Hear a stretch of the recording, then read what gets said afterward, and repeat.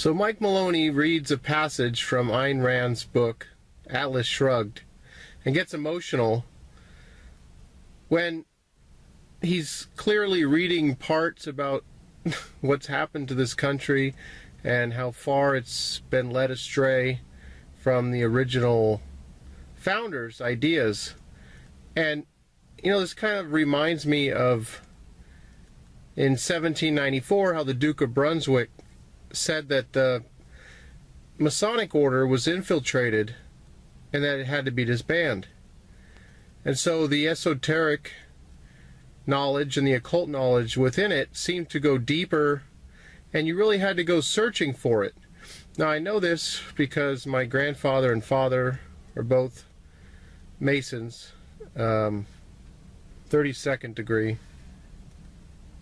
And from having discussions with him, I can tell that my dad hasn't really done all the research to know about all the hidden knowledge, because I research it a lot, and I'm not a Mason.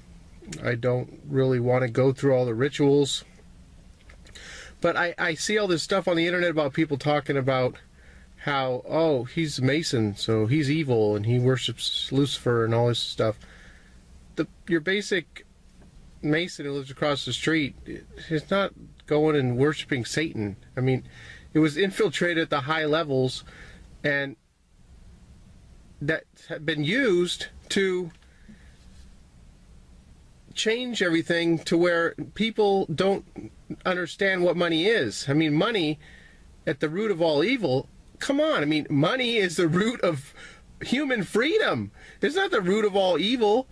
Bills of credit, Federal Reserve notes, currency that flows through the banks, like in a river, you know, the liquid asset, and the judge sits on the bench, which is banco, meaning bank.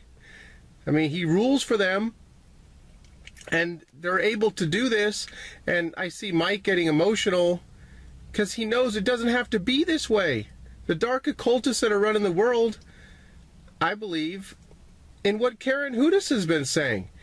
I mean, I didn't understand Bill Still being so critical of her, saying how she's an opportunist, and some other comments he made in one of her latest videos. A lot of you probably know who Bill Still is. He did the Money Masters documentary and the Wizard of Oz, I mean the Secret of Oz, and stuff like that.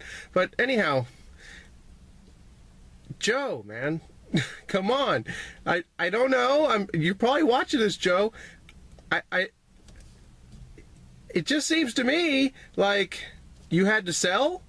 I mean, you're saying people lost half their wealth. Did you have to sell, Joe? I don't know. I mean, you're being pretty critical of Mike. I mean, I saw the videos of when you met Mike. You're all excited, and you know he was the greatest, and this and that, and you sat and asked questions. I mean, I understand that this has been a learning process for all of us, Joe. I turned off my TV 5 years ago, and I have 440 videos as a result. And I've learned, I initially thought that silver and gold were an investment. I was wrong.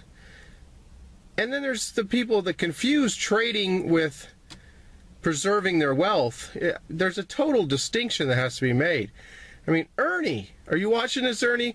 Ernie, did you somehow get to Joe and tell him that Mike Maloney is just looking out for his own pocket, and you know he's crying because silver's down, and he's getting emotional, he's not selling enough ounces? I mean, come on, guys.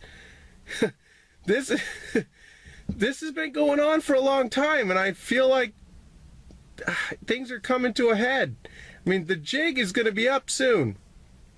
I'm going to be sitting on some real money. I'm not going to be sitting on the root of all evil.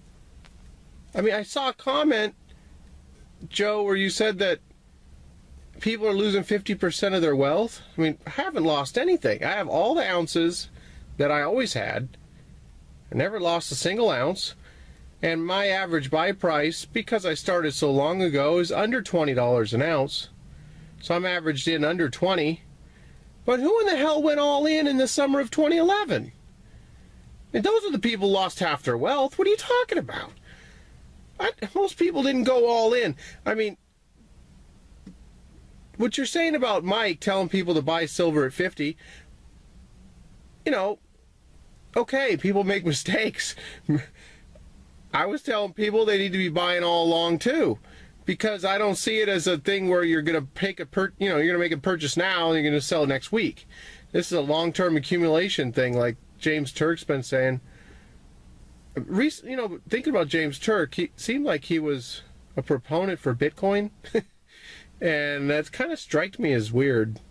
I mean, because I've never seen any benefit to owning Bitcoins. I mean, I understand the whole thing about peer-to-peer and, the how there's no government control and all this stuff, but I'd rather have something in my hand than something that's virtual on a computer.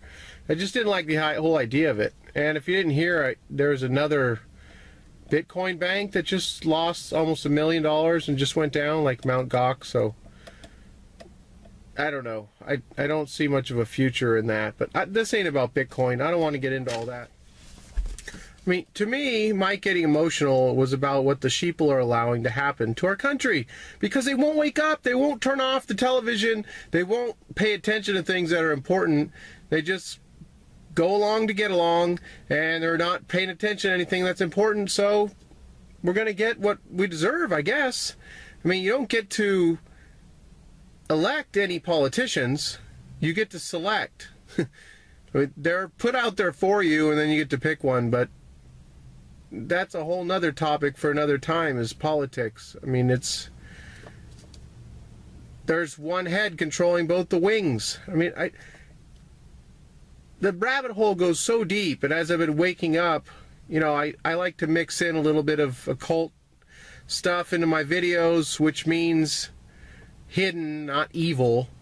But I like to mix in some hidden stuff because this has been a learning process for me, and I've been learning tons of stuff, and I like to kind of incorporate it because everything is connected. These things aren't separate that I'm talking about. Everything is connected. So, I grew up running around a Masonic lodge, which is just swimming in symbolism everywhere. And as I grew up, I never really lost that fascination with all the symbols, so I study symbolism. But anyhow, I went off on a few tangents, but basically, I don't see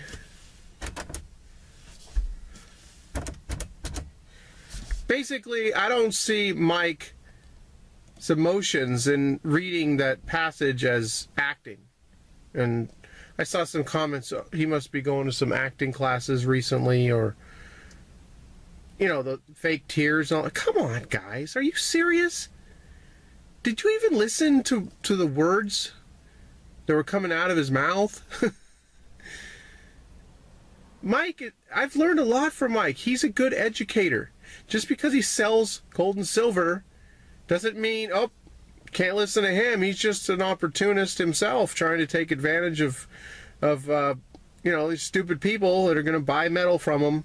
They don't even know what they're doing, and then it's going to go down and just stay there forever.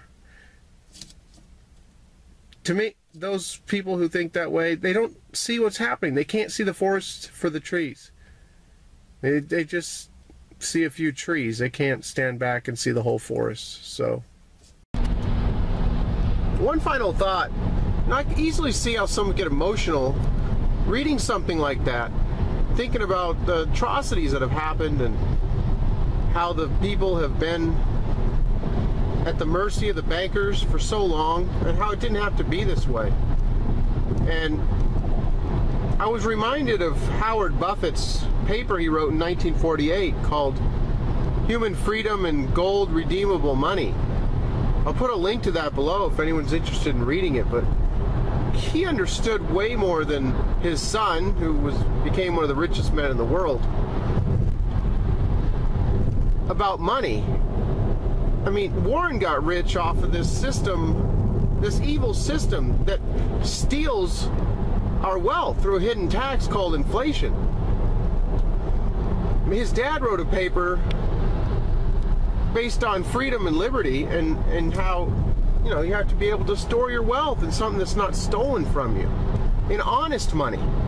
He wrote a paper about honest money. I used to read Warren's books. You know, I thought if I wanted to make some decent money, I'd probably be listening to The Richest Man in the World. Well, you know, once I woke up and learned what real money was, I learned that his father knew a lot more than him. But anyone who, you know, would have followed his father's ideas wouldn't have got as rich as Warren. But if they'd been accumulating real money since the 40s, I think they'd be doing just fine nowadays. But anyhow, I just wanted to let you all know about that in case some of you hadn't heard about that, and I'll put a link below. It's quite interesting that one of the richest men in the world who says gold is just barbaric relic, basically. You know, something you dig up and bury somewhere else and have men standing there with guns guarding it. I mean, basically, it has no intrinsic value. I mean, he just totally shuns real money, and I've done videos on that and taken some blowback from people who don't understand. You know, just see him as the Oracle of Omaha, and that's all they know. So anyhow, talk to y'all soon.